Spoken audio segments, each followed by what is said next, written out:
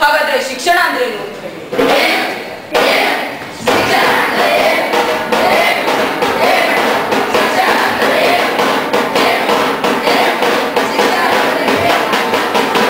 ಶಿಕ್ಷಣ ಅಂದ್ರೇನು?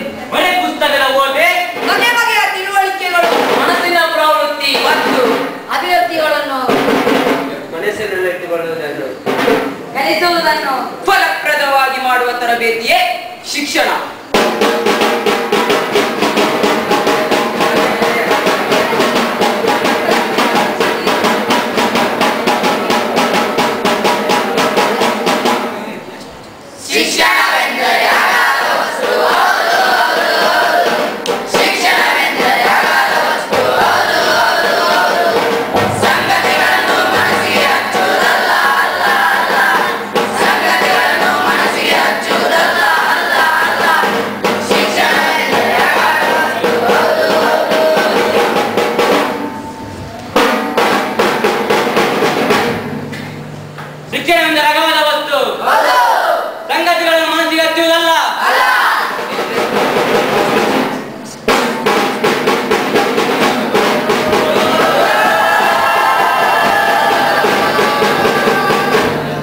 ಈ ಸಮಾಜದಲ್ಲಿ ಎಲ್ಲಾ ಮಕ್ಕಳಿಗೂ ಶಿಕ್ಷಣದ ಮಹತ್ವ ತಿಳಿದಿದೆ. ಇವರೆಲ್ಲರೂ ಶಾಲೆಗೋಗುತ್ತಾರೆ. ಇವರೆಲ್ಲ ಶಾಲೆಗೋದರೆ ನನಗೆ ಹೋಟೆಲಿನಲ್ಲಿ, ಗ್ಯಾರೇಜಿನಲ್ಲಿ, ಮನೆಯಲ್ಲಿ ಕೆಲಸ ಮಾಡಿಸಲು ಮಕ್ಕಳು ಸಿಗುವುದಿಲ್ಲ. ಮಕ್ಕಳು ಸಿಗದಿದ್ದರೆ ನನ್ನಂತವರು ಬದುಕುವುದು ಕಷ್ಟ. ಅವರನ್ನು ನಾನು ಶಾಲೆಗೋಗದಂತೆ ಮಾಡುತ್ತೇನೆ.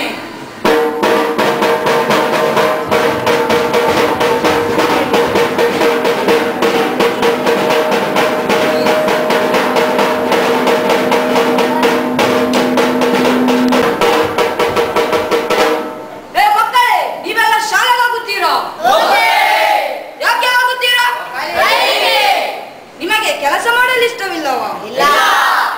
ನೀವೆಲ್ಲ ನನ್ನ ಜೊತೆ ಬನ್ನಿ. ಹೀಗಾಗಬಾರದಿತ್ತು. ಹೀಗಾದರೆ ನನಗೆ ಮಕ್ಕಳು ಸಿಗುವುದಿಲ್ಲ. ಮಕ್ಕಳು ಸಿಗದಿದ್ದರೆ ನನ್ನಂತವರು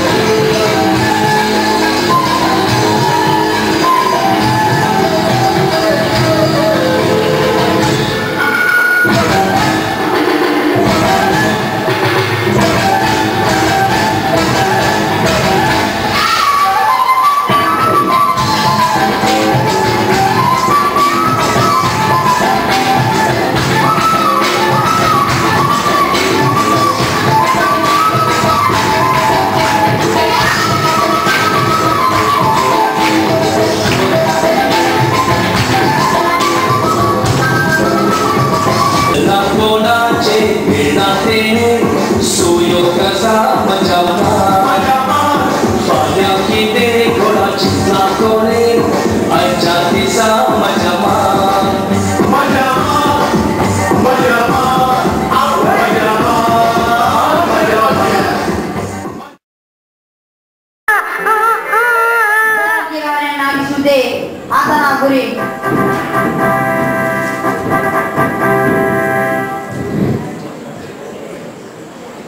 ಸೈನಿಕರೇ, ಇಲ್ಲಿಗೆ ಬಂದಿರಿ. ನನ್ನ ಮಗನಿಗೆ ಯುದ್ಧದ ಎಲ್ಲಾ ಕೌಶಲ್ಯಗಳನ್ನು ಕಲಿಸುವ ವ್ಯವಸ್ಥೆ ಮಾಡಿರಿ. ಕತ್ತಿ ವರಸೆ, ಫಿರಂಗಿ ಬಳಕೆ, ಕುದುರೆ ಸವಾರಿ ಇತ್ಯಾದಿ ಇಂದಿನಿಂದಲೇ ಪ್ರಾರಂಭವಾಗಲಿ.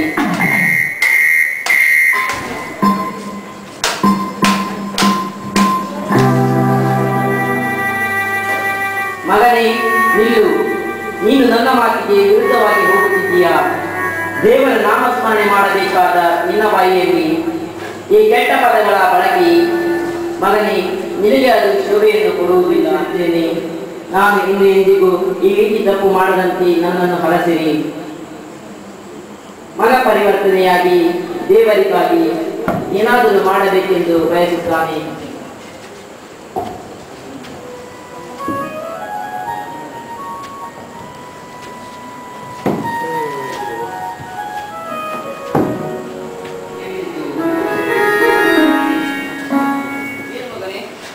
ಅಪ್ಪ, ನಾನು ನಿಮ್ಮಲ್ಲೊಂದು ಪ್ರಮುಖ ವಿಚಾರ ಹೇಳಬೇಕೆಂದಿದ್ದೇನೆ. ವಿಚಾರವೇ?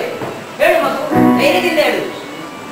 ಅಪ್ಪ, ನಾನು ಯೇಸು ಸಭೆಗೆ ಸೇರಬೇಕೆಂದು ದೇವರ ವಾಣಿಯಾಗಿದೆ. ತಮ್ಮ ಅನುಮತಿಯನ್ನು ಕೊಡಿಯಿರಿ. ಏನಂದ್ರೆ ನೀನು ಯೇಸು ಸಭೆಗೆ ಸೇರುವುದೇ? ಅದೆಷ್ಟು ಅಹಂಕಾರ ನಿನಗೆ!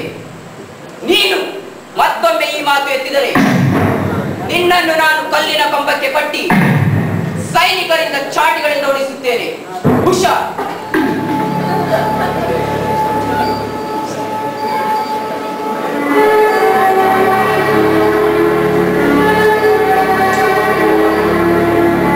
ಲೂಯಿಸನ ಮನಸ್ಸು ಹೇಳುತ್ತಿತ್ತು, ಇದೇ ದೇವರ ಸೇವೆಗೆ ಉತ್ತಮ ಅವಕಾಶ.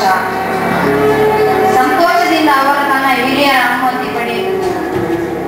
ಪ್ರತಿ ರೋಗಿಯನ್ನು ಅತಿ ಪ್ರೀತಿಯಿಂದ ಆರೈಕೆ ಮಾಡಿ ನೊಂದ ಬೆನ್ನ ಮನಗಳಿಗೆ ಸ್ಫೂರ್ತಿಯನ್ನು, ಚೈತನ್ಯವನ್ನು ತುಂಬಿಸುತ್ತಿದ್ದ ಲೂಯಿಸರು ತನ್ನ ಆರೋಗ್ಯದ ಕಡೆ ಕಿಂಚಿತ್ತೂ ಗಮನ ಹರಿಸುತ್ತಿರಲಿಲ್ಲ.